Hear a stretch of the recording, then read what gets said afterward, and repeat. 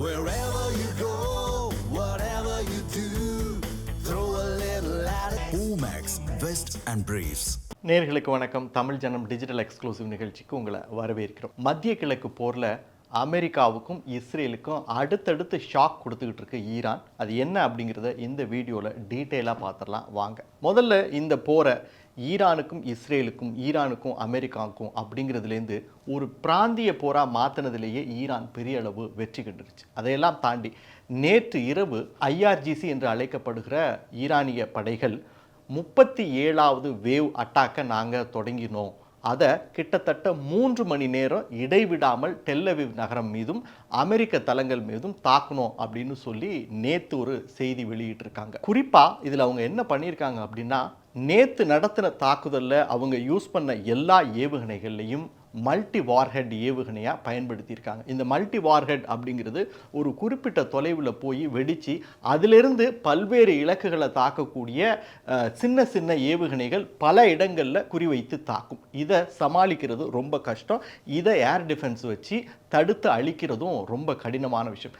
இதை வச்சு தான் தாக்கியிருக்காங்க. அது மட்டும் இல்லை, குறிப்பாக இந்த தாக்குதலுக்கு நாங்கள் பயன்படுத்தினது கொரம்ஷர், அதே போல் கைபர் அப்படின்னு சொல்லக்கூடிய அதிசக்தி வாய்ந்த பாலிஸ்டிக் ஏவுகணைகளை தான் பயன்படுத்தணும் அப்படின்னு ஈரான் சொல்லியிருக்கு.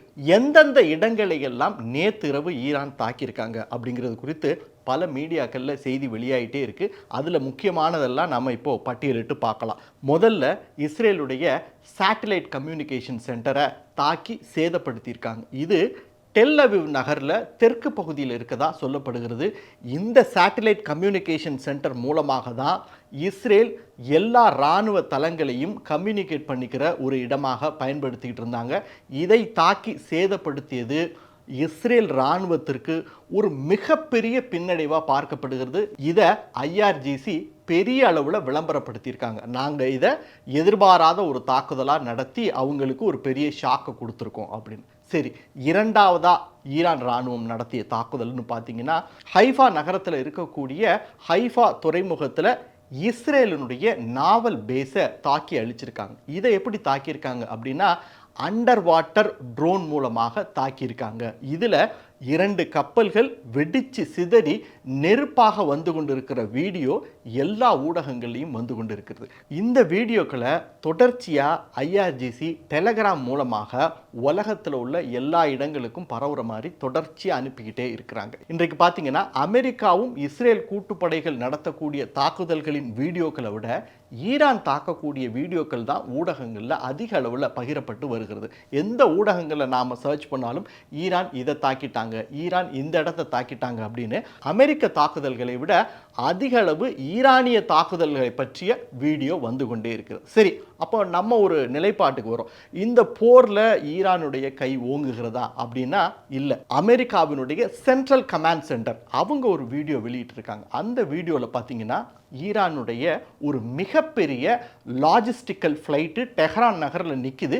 அதை தாக்கி அழிக்கிற வீடியோ வெளியாயிருக்கு. அது மட்டும் இல்லை, அதே டெஹ்ரான் நகரில் ஒரு இராணுவ பேஸில் இருக்கக்கூடிய ஈரானுடைய போர் விமானம் ஒன்று, சிறிய போர் விமானத்தை ஒன்றும் தாக்கி அந்த வீடியோவையும் அமெரிக்க சென்ட்ரல் கமாண்ட் வெளியிட்டிருக்காங்க. இந்த வீடியோவை வெளியிட்டு அவங்க சொன்ன விஷயம் இதுதான்: நாங்கள் ஒன்றும் ஈரானுக்கு எதிராக டிஃபென்ஸ் தாக்குதலை கையெடுக்கலை, ஒட்டுமொத்தமாக ஈரானுடைய இராணுவ படையையும் டிஸ்மேண்டில் பண்ணிக்கிட்டு இருக்கோம்.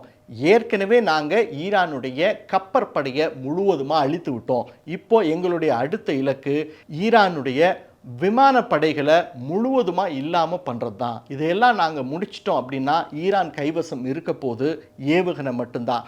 கூடிய சீக்கிரம் அதுலேயும் ஈரான் பதுக்கி வைத்திருக்கக்கூடிய அந்த ஏவுகணை தளங்களையும் தாக்கி அழிச்சிட்டோம் அப்படின்னா ஈரான் இராணுவத்துக்கிட்ட ஒன்றுமே இருக்காது அப்படிங்கிற மாதிரியான வீடியோவை அமெரிக்காவினுடைய சென்ட்ரல் கமாண்ட் பதிவு பண்ணியிருக்கு. இதுக்கு நடுவில் வாஷிங்டனில் ட்ரம்ப் செய்தியாளர்களை சந்திக்கிறாரு. அப்போ அவர்கிட்ட சில கேள்விகளை முன்வைக்கிறாங்க.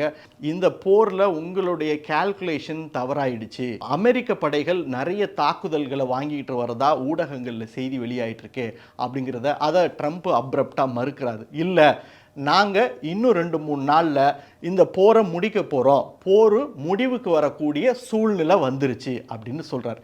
இந்த செய்தியை ட்ரம்ப் வெளியிட்டோன்னு சில மணி நேரங்களில் ஈரான் ஒரு செய்தியை வெளியிடுது. என்ன அப்படின்னா, இப்போ இந்த போரில் நாங்கள் தான் அப்பர் ஹேண்ட் எடுத்திருக்கோம், இந்த போரை யார் முடிக்கணுங்கிறத நாங்கள் தான் சொல்லுவோம், ட்ரம்ப் சொல்லக்கூடாது, அதனால எங்களுக்கு எப்போ தோணுதோ அப்போ இந்த போரை நாங்கள் முடிவுக்கு கொண்டு வருவோம் அப்படின்னு சொல்லியிருக்காங்க. அப்போது இந்த போருடைய சூழல் இரண்டு சைடும் உக்கிரமாகிக்கொண்டே போகிறதே தவிர இந்த போர் முடிகிற மாதிரி தெரியல.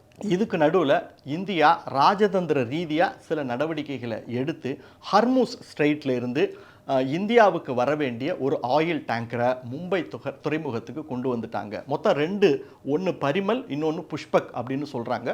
ஒன்று மும்பை துறைமுகம் வந்து அடைந்துருச்சு. இது இந்தியாவுக்கு கிடைச்ச மிகப்பெரிய டிப்ளமேட்டிக் வெற்றி அப்படின்னு சொல்கிறாங்க. காரணம் என்ன அப்படின்னா, இந்த போர் முடிகிற வரைக்கும் ஹர்மூஸ் ஸ்ட்ரெயிட்லேருந்து ஒரு கப்பலை கூட, ஒரு எண்ணெய் கப்பலை கூட நாங்கள் நகர விட மாட்டோம், இந்த வழியாக யாரையும் போகவும் அனுமதிக்க மாட்டோம்னு சொல்லி கடுமையான தாக்குதல்களை ஈரான் நடத்தி கொண்டிருக்கிற அதே வேளையில் ஈரான் கூட பேச்சுவார்த்தை நடத்தி இந்தியாவால் மட்டுமே ஒரு ஆயில் டேங்கரை சேஃபாக சொந்த நாட்டுக்கு கொண்டு வர முடிஞ்சுது அப்படிங்கிறது ஒரு மிகப்பெரிய வெற்றியாக பார்க்கப்படுகிறது. சரி, இந்த போர் யார் பக்கம் சாய்கிறது அப்படிங்கிறது மிகப்பெரிய கேள்வி.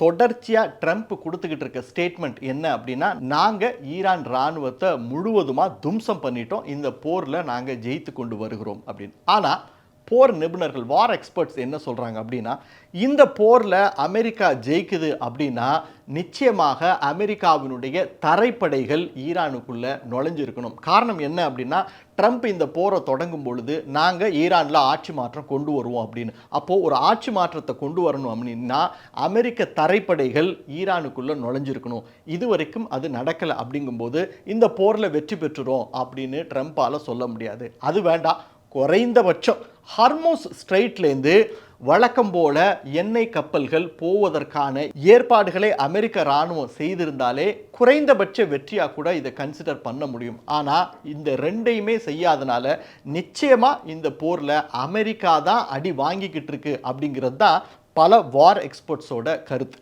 இதுக்கு நடுவில் இன்னொரு முக்கியமான விஷயத்தை நம்ம சொல்ல மறந்துட்டோம். நேற்றிரவு ஈரான் துபாயில் இருக்கக்கூடிய கிரீக் கடற்பகுதியில் இருக்கக்கூடிய ஒரு பிரம்மாண்ட அப்பார்ட்மெண்ட்டை தாக்கி அழிச்சிருக்காங்க, சேதப்படுத்தியிருக்காங்க. இந்த அப்பார்ட்மெண்ட்டில் அமெரிக்க படைகளுக்கு சொந்தமான வீரர்கள் தங்கியிருக்காங்க அப்படின்னு சொல்லி ஈரான் ஜஸ்டிஃபை பண்ணாலும் உலகத்தில் எல்லாரும் என்ன சொல்கிறாங்க அப்படின்னா, துபாய் ஒரு சர்வதேச நகரம், அப்போது தொடர்ச்சியாக துபாய்க்கு ஒரு தாக்குதல் நடத்திடுறதுனால எக்ஸ்டர்னல் ப்ரெஷர் அதிகமாக இஸ்ரேலுக்கும் அமெரிக்காவுக்கும் கிடைக்கும், அதன் மூலமாக இந்த போரை நிறுத்தலாம் அப்படின்னு ஈரான் கால்குலேட் பண்ணுது அப்படின்னு சொல்கிறாங்க. இப்படி நேரடியாக இஸ்ரேலுக்கும் அமெரிக்காவுக்கும் ஒரு பதில் தாக்குதலை நடத்துறது, அதே போல் சுற்றி இருக்கக்கூடிய அரபு நாடுகளை தாக்கி அதன் மூலமாக ஒரு ப்ரெஷரை ட்ரம்ப்புக்கு கொடுக்கறது அப்படின்னு சொல்லி ஒரு பெரிய ஸ்ட்ராட்டஜியை ஈரான் கையில் எடுத்தாலும் கூட ஈரானுடைய இராணுவம் பெரிய அளவில் இதில் சேதம் அடைஞ்சிருக்கு. இன்னொரு போரையோ அல்லது நீண்டகால போரையோ சமாளிக்கிற அளவுக்கு அங்கே நிலைமை இல்லை. கூடிய சீக்கிரம் இந்த போர் முடிவுக்கு வர்றதுக்கும் வாய்ப்புகள் இருக்குது அப்படின்னு சில சர்வதேச நிபுணர்கள் சொல்கிறாங்க. பொறுத்திருந்து பார்ப்போம்.